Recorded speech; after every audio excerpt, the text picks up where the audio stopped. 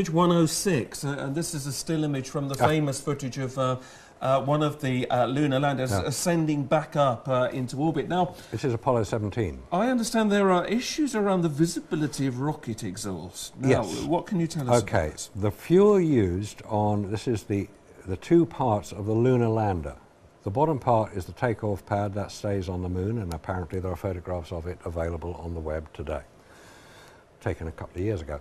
The top half is where the astronauts are, and that is taking off to return to the orbiting command module and ship and then come back to Earth. And in order to take off, it had to fire its rocket.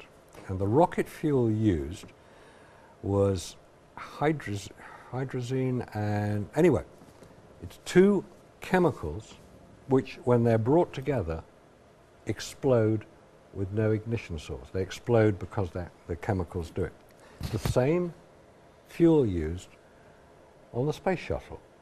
Well, which is very interesting. We happen to have a picture of the space shuttle. Could we see 107, please? 107. So here is a shuttle, so firing exactly the same kind of exhaust we should have seen in the previous picture. And if you ever listen to any transmission from the space shuttle, when it's firing its... these are the small thrusters which position the space shuttle in orbit. They're not the big rockets which get it there. But the point is we can very clearly see the exhaust here in the space. And when those go off, it goes off like a rifle shot. It's an explosion, because that's what they do. You bring the two chemicals together, they explode, and that's what you're looking at. You're looking at a visual image. On the moon, we saw no visual image.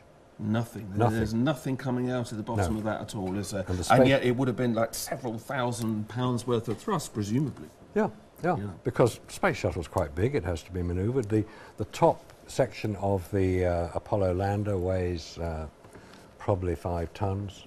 By the time it's left its bottom bit there, it's got a bit of fuel on board, it's got 2 astronauts, a few bits of rock, a few other things, and it's going back. It still takes a bit to get it off, but there's no visible flame. Why is there no visible flame? It's not because it's in a vacuum. The space shuttle's in a vacuum of space. And there we can see it. There is something really odd.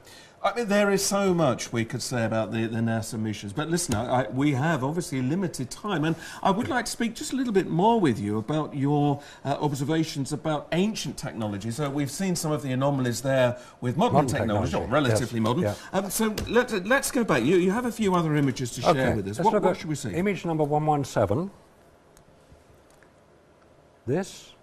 So it looks like a huge